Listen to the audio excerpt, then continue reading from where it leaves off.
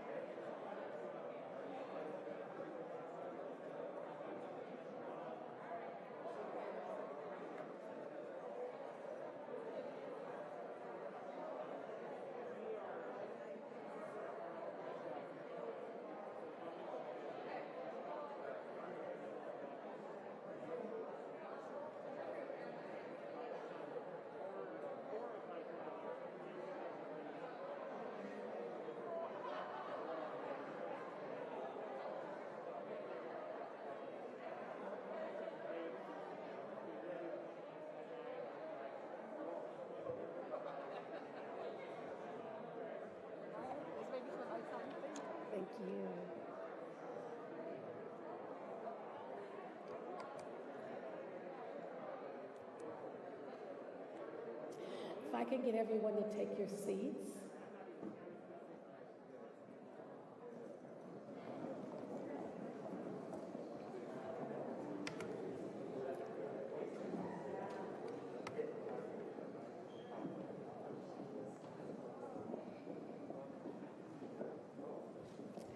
Thank you all so much for joining us this morning. I want to first welcome you to the city of Tacoma. On behalf of the 215,000 residents who call this place home, I am so delighted that the governor would choose the Eastside Community Center for this bill signing moment this morning, but also thanks to all of you for being here. This is an important day for so many people. And I am grateful that I get to stand here with you as the mayor of Tacoma, to be here for the police accountability bill signing, and to introduce Governor Jay Inslee for opening remarks. Under his leadership, Washington is consistently the only state that ranks as the best place to work and the best place to do business. And I would add to that the state of Washington under Governor Inslee's leadership is going to be the best place to get police accountability across the state of Washington.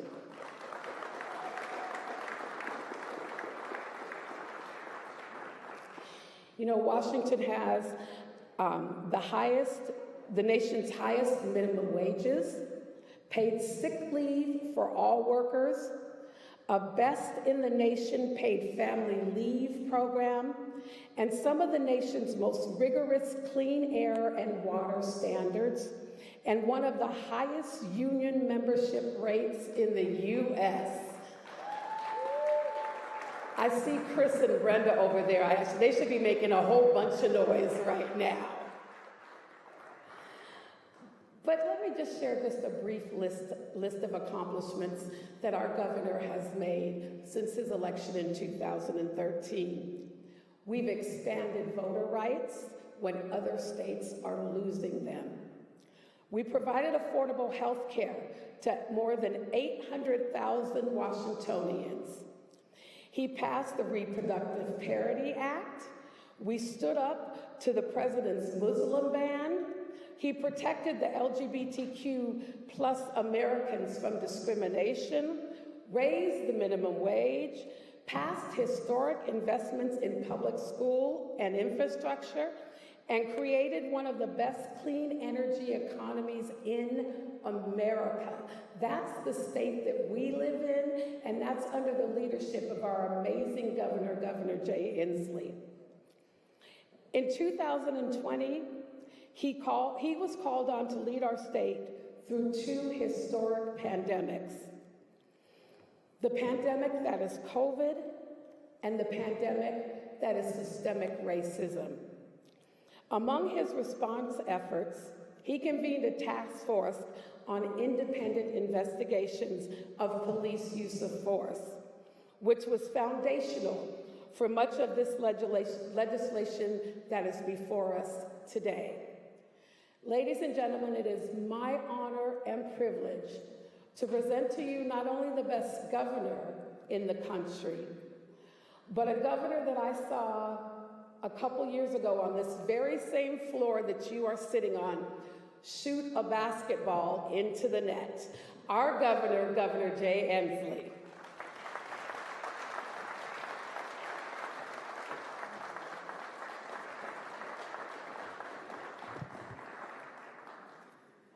Madam Mayor, thank you for your comments. Thank you for your leadership. Thank you for not advising that was on the 5th try that it went in during that effort. Madam Mayor, thank you for your leadership. We are in the city of destiny, and I take that seriously. I believe that it is our destiny in the state of Washington and the Tacoma community to always lead in the cause of advancing justice. And today, with the bills I will be signing, Washington State is creating a comprehensive system of improving accountability and transparency in law enforcement.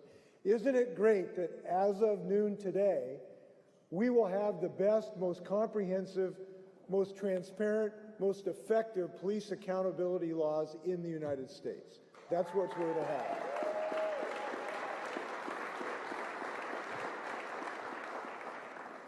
And doing that has taken a lot of work by a lot of folks. First, I want to thank the legislators, some of whom you will hear from today. They did a fantastic job on this very complex issue. They produced meaningful legislation that is substantive and carefully crafted rather than some just kind of slipshod effort. They put their shoulder to the wheel. They listened to the advocates and the families, and they've given something that Washington State can really be proud of. Can you just applaud all the legislators who worked on this? I really appreciate that. By the way, I see John Lovick out here too. John, thank you for your leadership. This is a culmination of at least a year's work by so many people. Elected leaders, including local leaders like the mayor, racial justice advocates, families, law enforcement personnel, to address systemic racism that unfortunately continues to bedevil us. For others, this was just one step in a continued effort in this long march of progress. The crises of the past year have raised the consciousness of our state and of our nation. That consciousness has been raised to take steps wherever we can against persistent inequity.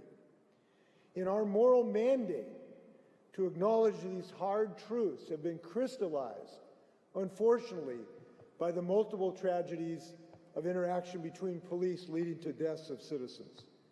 And it has led to an increasing recognition that it is time for action, not just talk.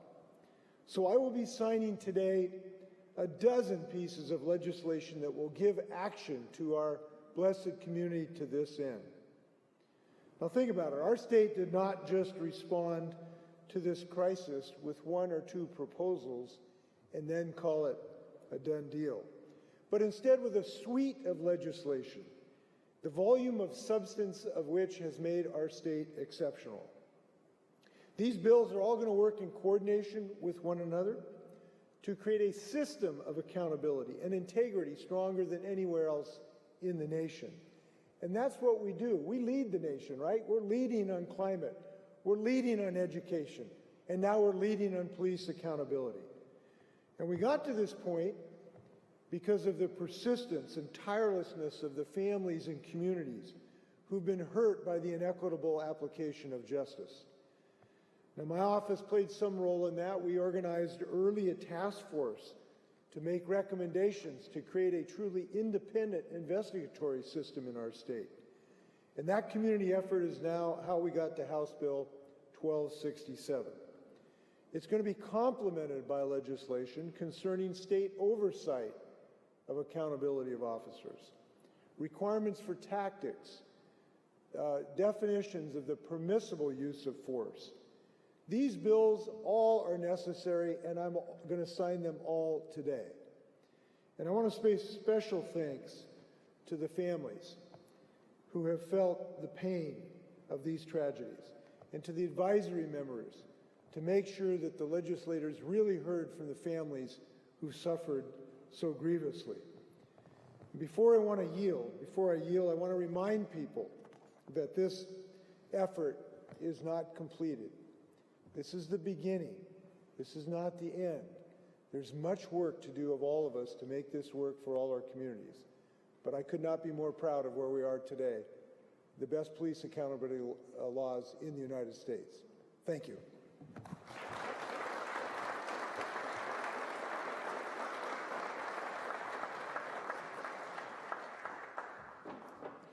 Thank you, Governor Inslee, for those remarks, and thank you again for being here in Tacoma. And he's right, he did make the basketball shot. It is now my honor to introduce Sonia Joseph, and I'll next be introducing Katrina Johnson. On a day like this, when so many of us are so happy about what's about to happen, we're excited for the change. There are family members who have been grieving for a long time and waiting for moments like this. And as I talked to some of them this morning, it was hard to contain my excitement for this day and for this moment. So as I was speaking to them, I thought, is it okay to be excited? And they said, absolutely. I was talking to Jackie Salyer's mother, and she said, absolutely, it's okay to be excited because this is a step in the right direction. We're moving forward. And with that, another family member who is here today is Sonia Joseph. Over the course of 20 years as a medical massage therapist and a business owner, Sonia Joseph found passion in continuing education. Her ambition and drive led to the world of computer science, and she is currently working on her master's degree in information technology. Sonia's life took a tragic turn in 2017 when Giovanni Joseph McDade, her eldest son, was killed by law enforcement.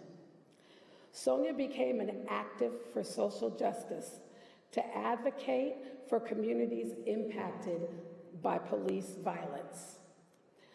Family is Sonia's #1 priority. Her goals and focus are personal growth and impacting positive change for the community. Sonia Joseph, please come to the stage. Let's give her an applause as she comes.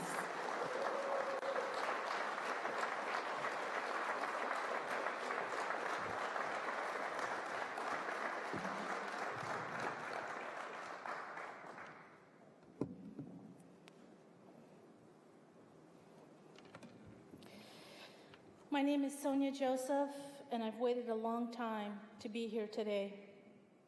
I'm the mother of Giovanni Joseph McDade.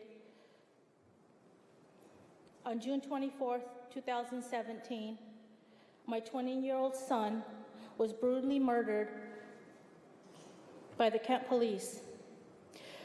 The entire chain of events was quickly escalated by the actions of the Kent police officers. I quickly realized that the process to justice was a long road with many systems in place that hindered accountability.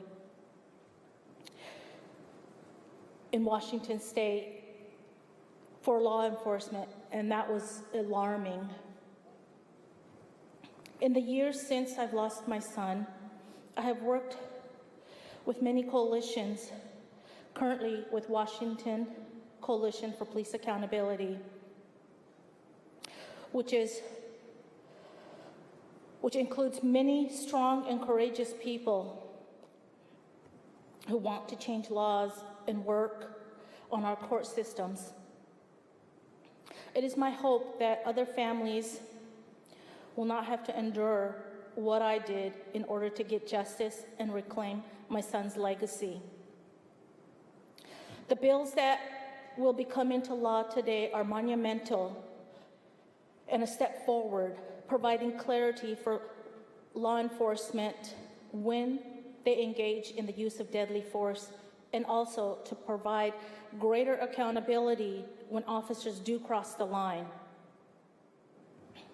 These measures of accountability were created so that families could have some justice, some answers, some clarity, some transparency. And I would like to thank the state representatives, senators, and Governor Inslee for the willingness to listen to the stories of the ones who've lost loved ones to the hands of police, and the courage to create meaningful laws that will save lives, and to move forward and work on the culture of policing so that families will not have to suffer, and the future of our children, we don't have to worry about law enforcement continuing to get away with murder. Thank you.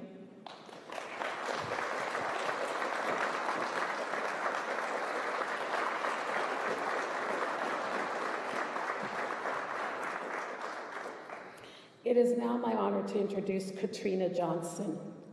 Katrina Johnson is the senior organizer for Voices of Community Activists and Leaders, known as VOCOWA, and a former law enforcement assisted diversion lead project manager. Katrina became a social justice activist, advocate, and spokesperson for her family in June of 2017, after her first cousin, Charlena Lyles, was killed by police officers in her home in North Seattle. The officers were responding to the location to investigate a burglary that Charlena had reported.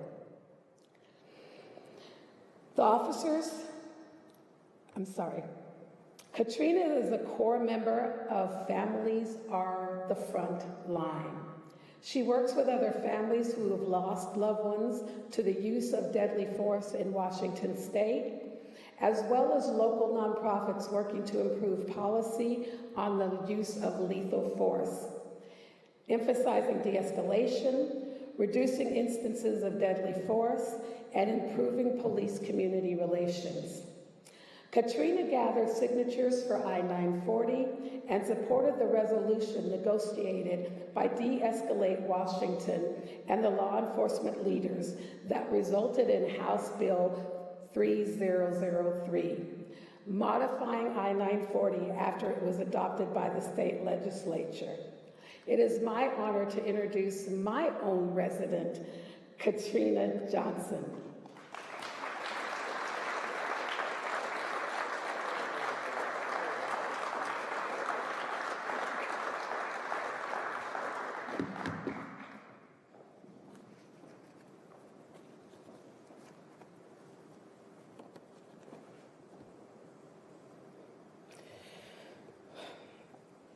I hate speaking.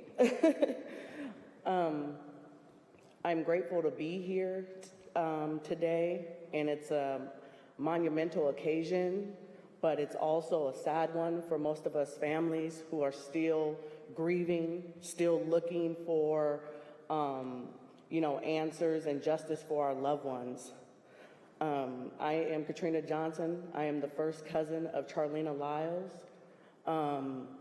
And what gives me joy today is knowing that through the advocacy work that I do, her legacy and her life lives on even after death. And so I want to thank Governor Inslee for your leadership and taking the initiative to put together a task force for independent investigations after the death of Manuel Ellis and the subsequent cover-up that transpired by law enforcement after his death. Thank you, Representative Intiman, for your leadership, honesty, and transparency while being a champion of House Bill 1267. I know it couldn't have been easy. I know it couldn't have been easy. Being one of the only impacted families on the governor's task force, it was important to keep us grounded on why we were there and what the intent was this task force was to accomplish. It was grueling, to say the least. To my fellow impacted families, the passage of these bills was done with great strength. We used that strength to testify and to share our pain to make a better tomorrow for other Washingtonians. And it did not come without great sacrifice. In the event that the police use deadly force,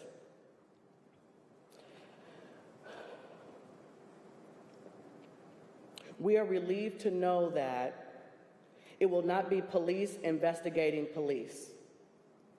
We know that there is a pathway for cases that were pre-I-940, and the cases post-940 will be reopened.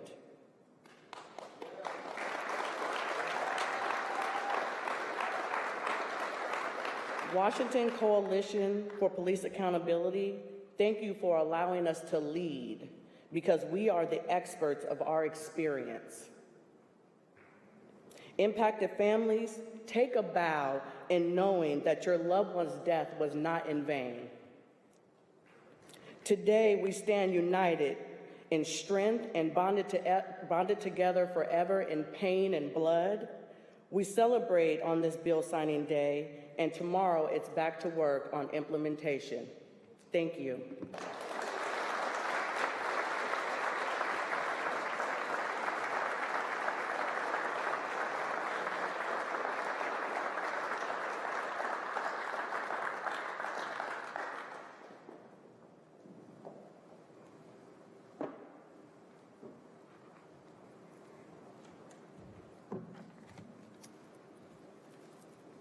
Good morning. My name is Deborah Inchman. I represent the 47th Legislative District. I have the honor of being the sponsor of the Independent Investigations Bill.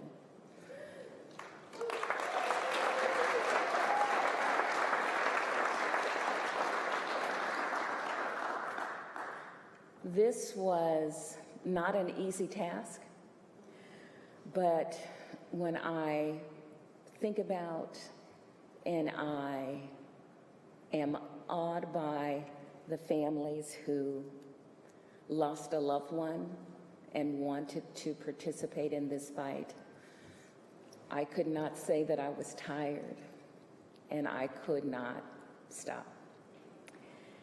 This bill has changed my life. This, I truly believe, will be my legacy to my family that is here with me today. And I am thankful that Governor Inslee put together a task force. I am thankful that families that were affected by police violence and police officers came together to create legislation that would put together an independent investigative force.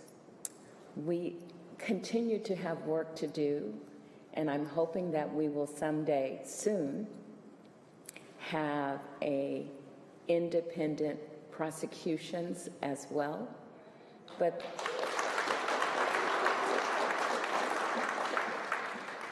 in this moment, I would just like to say thank you.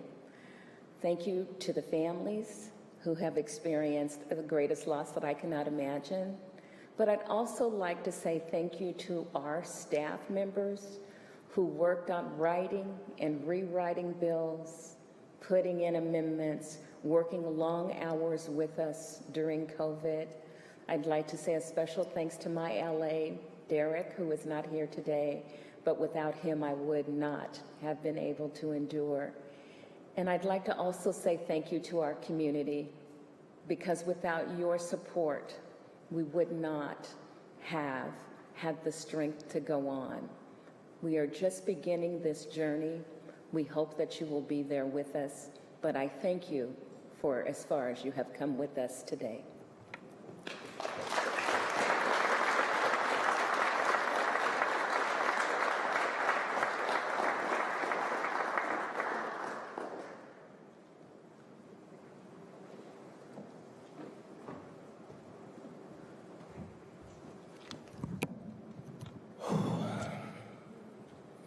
Giving all honor and praise to my Lord and Savior, He's the head of my life. I want to begin by acknowledging our families. Sonia and Katrina, the families that kept us going, that kept the endurance going during this process. I also want to acknowledge our staff, who literally went the virtual extra mile to help craft this legislation that we have before us today.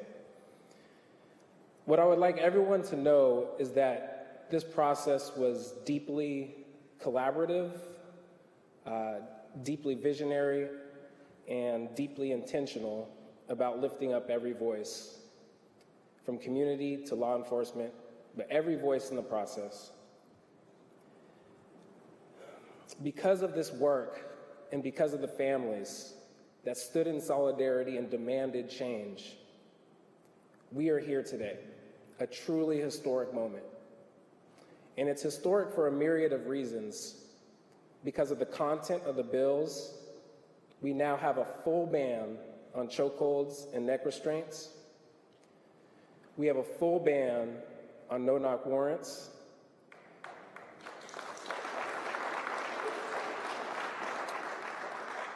We are restricting the use of tear gas in vehicular pursuits. And we are beginning the process, the profound process of demilitarizing our police.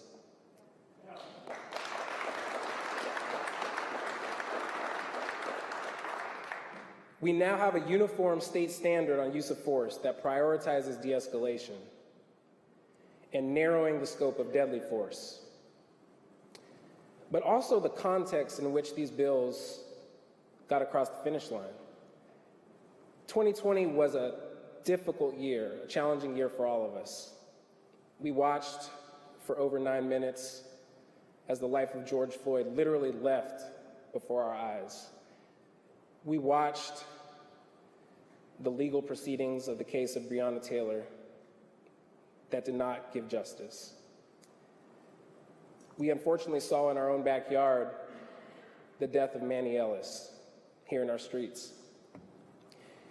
And we saw a solidarity, a tremendous solidarity of people coming together to demand change. And for the first time, not only communities of color, Black and brown communities, but the majority of communities demanded change from us as legislators. And I'm proud to say we delivered on both accountability, which is retroactive, and justice, which is proactive. And finally, the course of action that we have set for all bills moving forward. Again, taking into consideration all perspectives, all opinions, even the ones we don't want to hear. I'm just so proud to be here today and to be a part of this process. It was probably the hardest thing I've ever done, but because of the families, again, that turned their unimaginable pain into purpose to provide a trajectory for these bills, we would not be here today. But as Katrina said, we have to keep going. It's not just a moment, but a movement, meaning we have to remain in momentum. We have to remain vigilant to make sure these policies are enforced on the ground tomorrow. But today, we can celebrate the fact that we came together. Justice is just us coming together to transform the system. Thank you so much.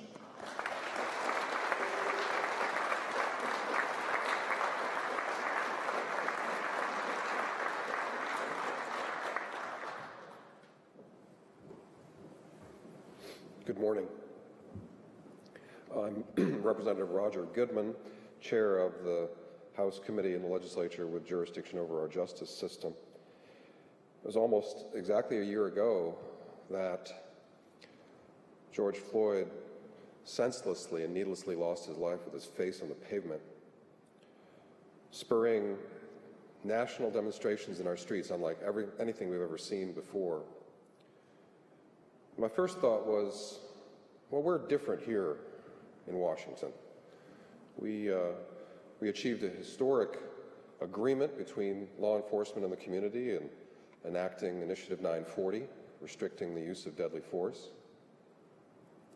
But then I realized there's so much unfinished work on the table, and we had to act. So I reached out to the Black members in the House and the members of color in the House, and we formed what we called our Policing Policy Leadership Team and engaged in a very deliberate and inclusive process, listening sessions with community and with law enforcement and with youth. And we consulted researchers, the leading scholars from around the country. And we coordinated with our counterparts in other legislatures in Connecticut, and Colorado, and Virginia, and Minnesota, and Oregon, and other states. And also closely coordinated with the Senate, which is unusual, actually.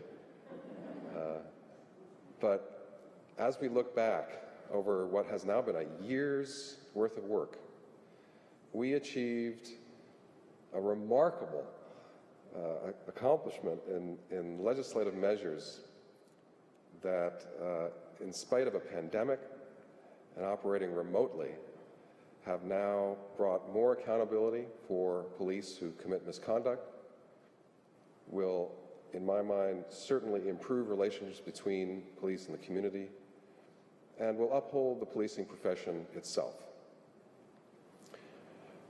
The process of disagreement was inevitable, but disagreement is important because it yields something better. And more than anything, the disagreement was in an agreeable manner, which I think in this state we distinguish ourselves from the other Washington.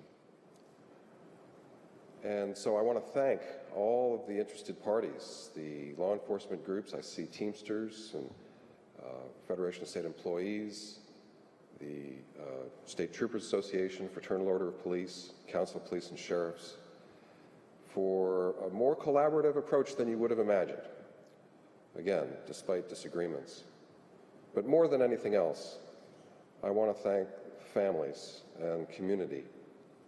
Particularly, I just want to say I'm sorry to the members of the families who had to testify over and over again, potentially re-traumatizing yourselves, but it was necessary. We had to hear your voices, and your faces made tangible the policies that we were putting in place. So thank you in particular to the families who have lost loved ones, and to the Coalition for Police Accountability, which formed around the same time that we got our work going. So just a remarkable effort, and just want to thank all of you for this. And now, of course, is the hard work of implementation. So there's still more work to be done, but this is a moment to celebrate. So thank you.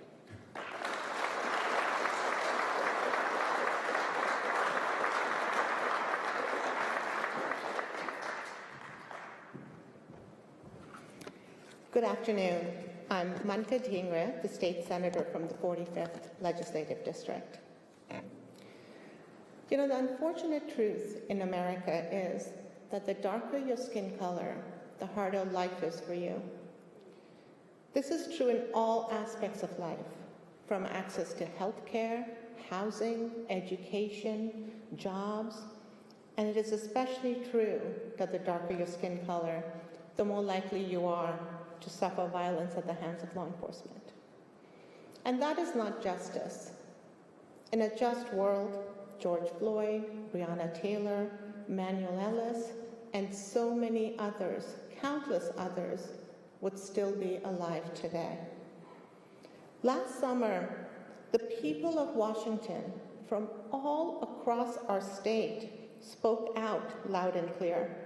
They all demanded more accountability for the people who are entrusted to uphold the laws of our land.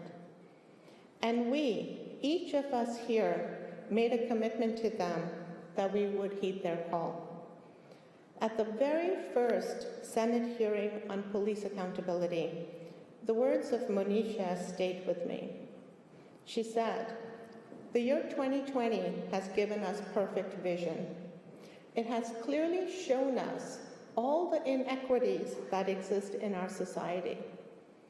I took those words to heart, and I added, and as leaders, we have to take the responsibility to address these inequities. And that is what we have done this session. For months, we worked closely with communities and with law enforcement on how to bring greater accountability and transparency to policing. And this collaboration has led to unprecedented change. We in Washington are once again leading the nation in terms of police accountability and transparency. And I always get asked the question, right? How did this change come about? And this change came about because Washingtonians demanded it. It came about because each and every one of us acknowledged this injustice, because each and every one of us grieved for this injustice, and because each and every one of us made a commitment to work on dismantling the systems of oppression and racism that allows this injustice to continue. So to everyone who spoke up, to everyone who pitched in, to everyone who lost loved ones but did not lose hope for a better world, to every one of you, thank you so much for all your work. We have a long road ahead of us to build trust, and I know that we will. But today is a day for hope and a day to rejoice. For tomorrow, we will continue our work together. Thank you.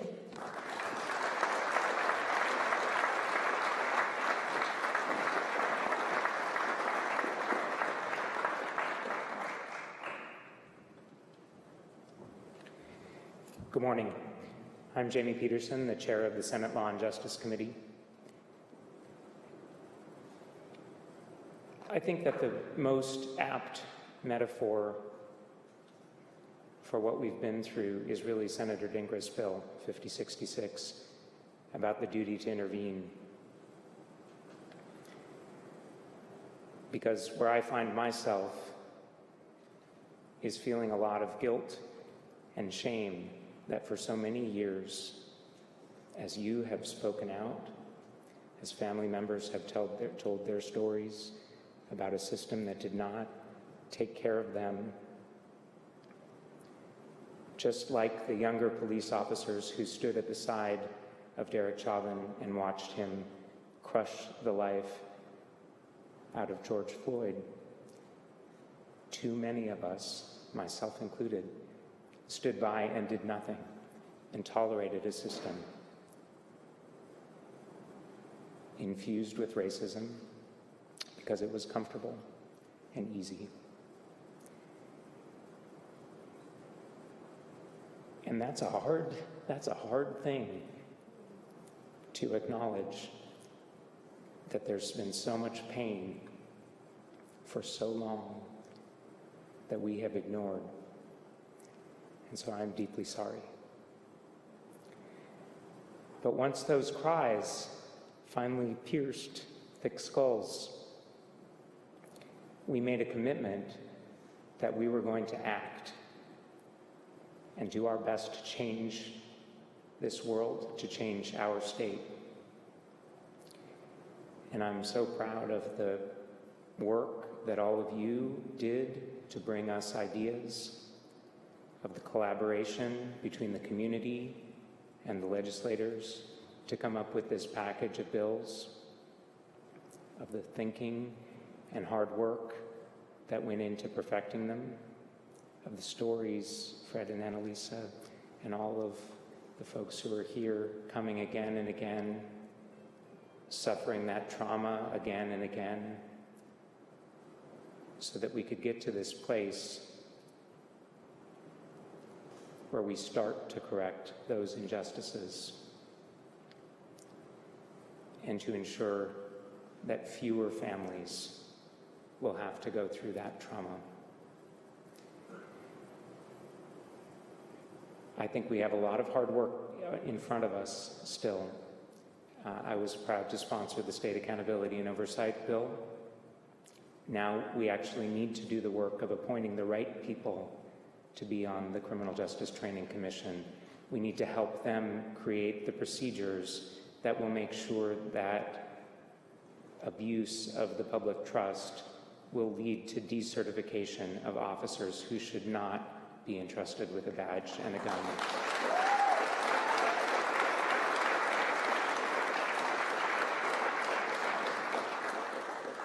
And we need to come back in 2022 and 2023 and all of the years in front of us, listening harder for voices that are alerting us to injustice. I'm glad that we can say that the promises we made a year ago have been fulfilled, that we have these 12 bills and more. But I commit to you today that as long as I'm there, we will continue to do this work to bend toward justice.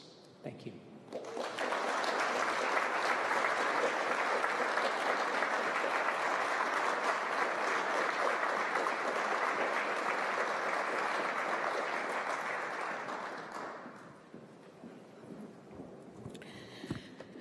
Can we give another round of applause to our speakers?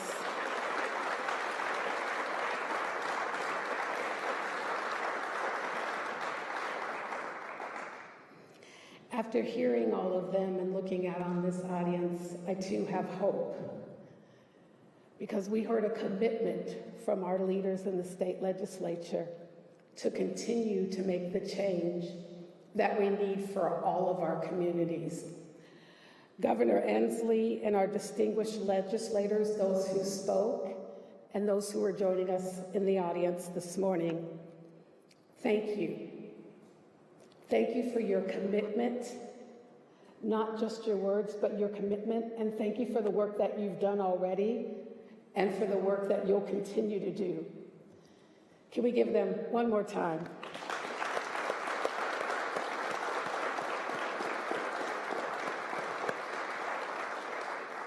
I also want to take this opportunity to thank the Puyallup tribe, who has been a huge advocate and a fighter in this work, and whose land we are on today.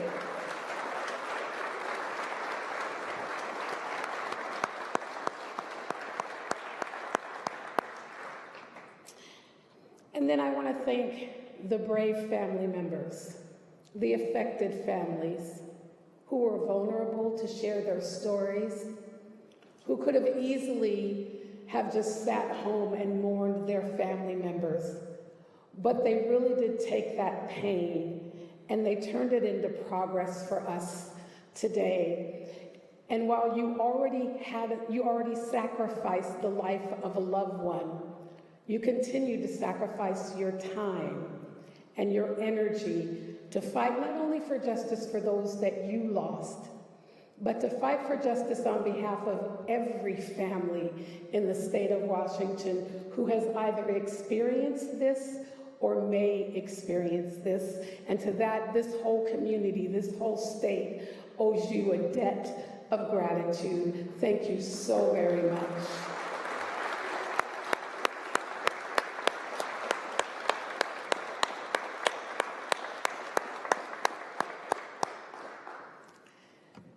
Today, we've heard everyone say that they're committed and dedicated to meaningful reform and accountability measures in Washington state. Today, we get 12. Next year, I hope we get 24. And after that, then I hope there is no more work to do. I hope that we will live in a country one day where these demands won't have to be made, where everything will just happen because it's the right thing to do. But until then, I'm so grateful that we have the leaders in place that we have who will continue to fight until we have that result. I saw firsthand how the Coalition of Police Accountability, along with passionate community members and impacted families, dedicated endless time and efforts to advancing these bills. And I have to be honored, I have to be honest, I was honored to be able to do my part as your mayor and on behalf of the city of Tacoma. We decided as a city that the independent investigation bill was going to be our #1 priority. And we showed up every time there was an opportunity. I'm sure you guys will be glad not to see me in your committees anytime soon. But we fought alongside you for this. And I am so happy that the governor chose Tacoma to sign these bills. Now, I wish he chose Tacoma because it's the best city in the state. Sorry to everybody else who's here. I wish he chose it just because it's the best city in the state, or because we are in the most incredible, beautiful community center in the city of Washington, right here on our east side. But the reality is that just like I always thought Washington state was different, I always thought Tacoma was different. But Tacoma is like every other city in America. We're not perfect. But we are here today because of Jackie Salyers, because of Benny Branch, because of Manuel Ellis. And today, we get to give back just a little piece of comfort to these families in Tacoma who have suffered such a loss. Families, I want you to know, and families all across Washington, that I stand today with you to honor the memory of those residents and those lost loved ones, and to the friends and family who also are still grieving. While there is more to do, there is lots more to do. I am hopeful that meaningful change brought about by this new legislation will transform the systems of law enforcement for the betterment of all of our communities and everyone who chooses to call Washington State home. We have seen in this legislation a strong coalition of the willing, dedicated to make change in our state. And we've said it many times today, but despite the grief that has brought so many of us together today, today is a moment for reflecting on what was accomplished in this legislation and strengthening our resolve to get up and fight another day for the transformative work that we all want to see, not only in the city of Tacoma, not only in the county of Pierce, not only in Washington State, but that we will show the entire country what real reform looks like and what it looks like when a community comes together to say, not here, not anymore. And our legislators hear that and respond and make the change that we will see happen here today. Thank you all so much for being here. Thank you for being a part of this momentous occasion. Let's celebrate today, but let's get up tomorrow and keep working. Thank you all so much.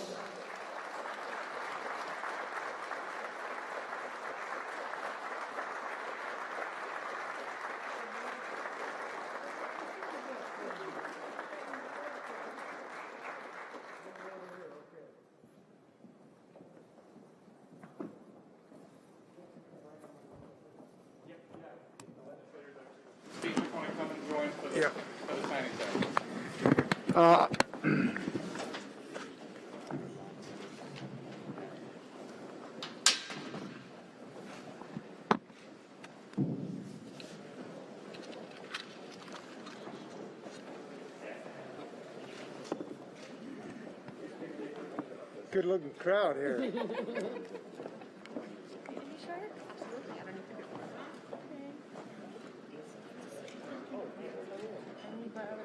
Come on around this side here. David?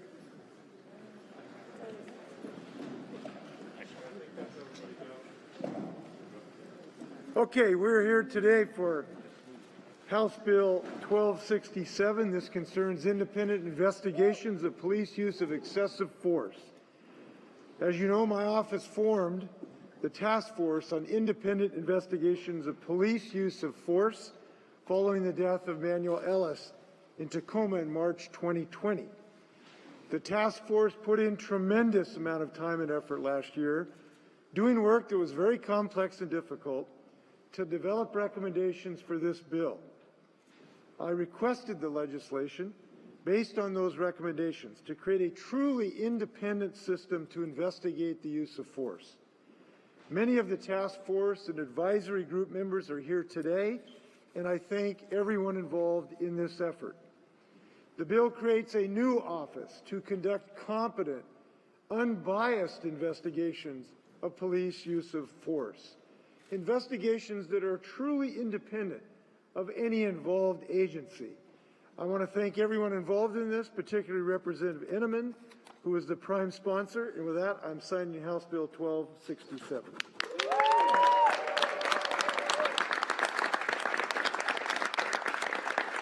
Thank you. Thank you. Okay, we got some good work to do. I have before me House Bill 1089. This bill requires the state auditor to review deadly force investigations and evaluate the law enforcement agency investigative body and the prosecutor's office to make sure they follow their training and certification requirements. This will provide greater transparency and accountability and determine whether the officers and agency complied with their requirements. I want to thank Representative Ramos and the companion bill sponsor, Senator Dingra. I want to make a note that this bill is part and parcel of what the legislators did this year, which is to pass real legislation to make sure the job gets done. And I'm appreciative of their leadership. I'm signing House Bill 1089. Okay, thanks, everybody. We got one for Senator Dinger here. Where's Senator Dinger? All right. We had to put a new order of pens in for these bills this year.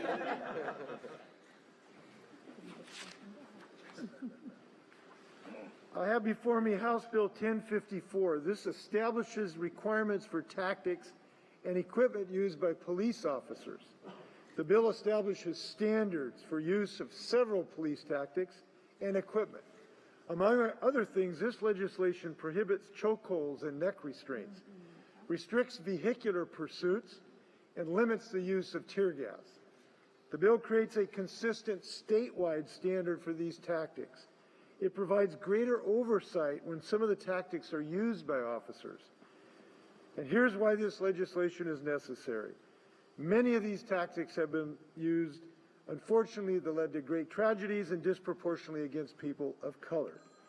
Many see these tactics employed as a means of suppression of lawful activities, including free speech.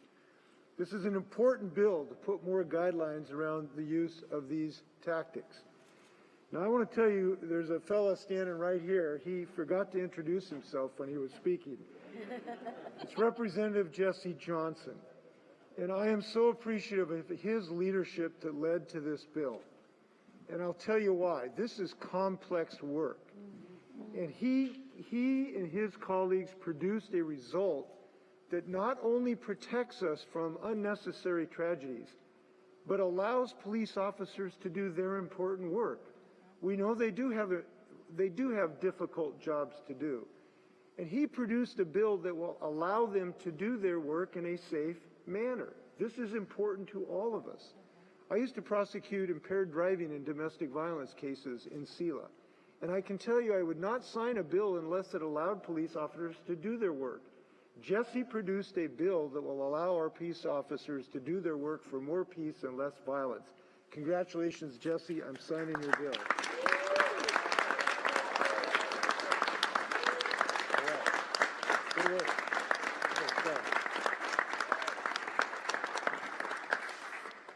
This is Senate Bill 5066. It requires peace officers to intervene when they witness wrongdoing or excessive use of force by fellow officers.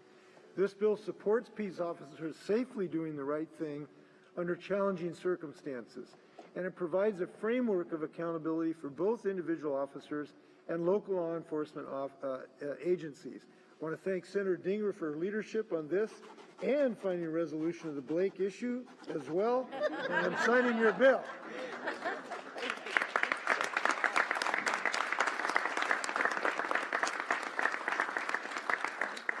This is House Bill 1088. It requires prosecutors to develop standards for disclosing information that may call into question the credibility of a law enforcement officer's testimony. Before hiring an officer, the agency must look into the officer's previous misconduct around dishonesty, abuse of authority, or other evidence that shows the officer's bias or motive to lie. These changes will provide greater consistency and accountability around officer conduct. Thanks, former State Patrolman Representative John Lovett and Senator Dinger. I'm happily signing this bill.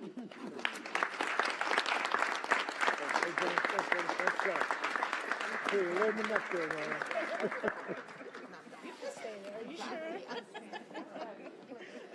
This is Senate Bill 5051. This concerns state oversight and accountability for law enforcement and corrections officers. It changes the purpose and the authority of the Criminal Justice Training Commission, the certification and background check requirements for law enforcement officers.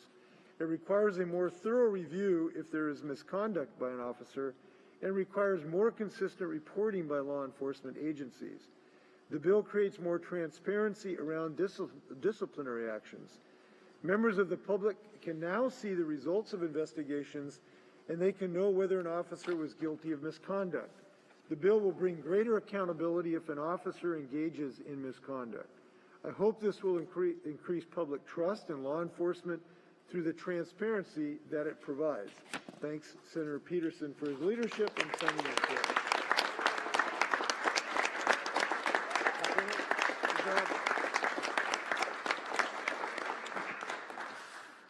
This House Bill 1310.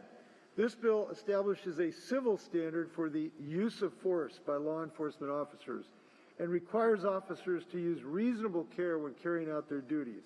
It creates a much-needed, consistent statewide standard for the use of force by law enforcement officers. Thanks again, Representative Johnson, for his leadership on this. All right. Okay. There you go, buddy.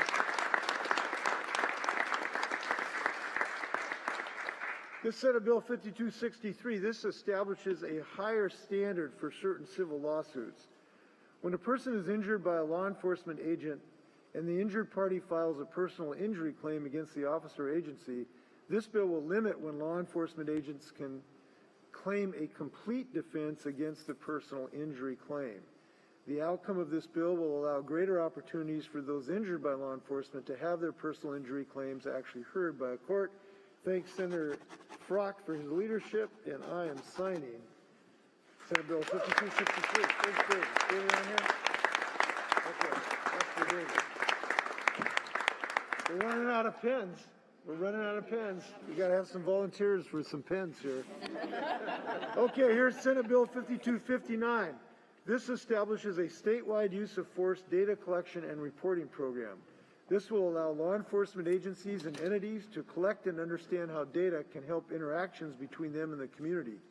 Consistently collecting and applying this data will enable us to better evaluate and improve policing and offer use of greater transparency. The Office of Attorney General requested this bill, and we appreciate their work on this issue. I want to thank the prime sponsor, Senator Nobles, who's made such an impact early in her career, and thanks to Representative Lovick for the companion bill. With that, I'm signing this thoughtful legislation. Congratulations. Congratulations.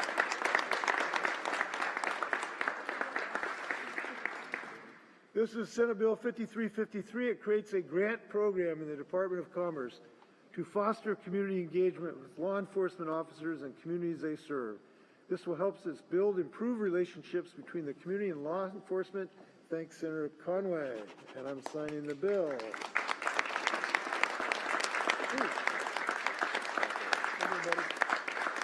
Thank you. Okay, we have here House Bill 1140. This bill requires law enforcement to give a juvenile access to an attorney before the juvenile can waive any constitutional rights in certain situations. The bill helps ensure that youth understand their rights and can make an informed decision about whether or not to waive those rights. Again, thanks Representative Johnson and everyone involved in it. We're loading them up, buddy. We're loading them up.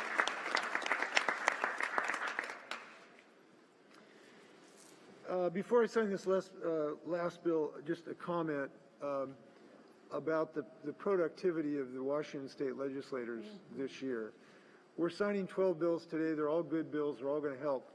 But this group of people did so much under such difficult circumstances. Nobody got COVID. Nobody got COVID. And they produced the best legislative session in my living memory. Congratulations to everybody in the state legislature.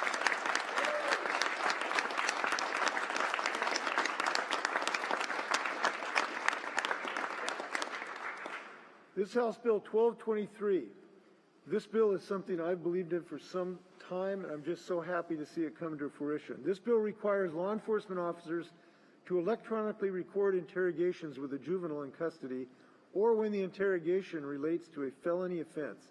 This will help reduce false confessions by giving anyone the ability to review and examine the recording of the interrogation. I want to thank the Uniform Law Commission, which requested the bill, for their work, and Representative Peterson. This is long overdue, and I am signing House Bill 1223. Right there. He's in New Mexico. I got him the pen. You got which? I'm going to get him the pen. There's the pen. No, I'm going to give it to him. Yeah, sure. We would have passed more bills, but we ran out of pens. So. Okay, I'd love to stand for pictures with anyone interested in this subject. First, let's get a picture with, we got a picture here?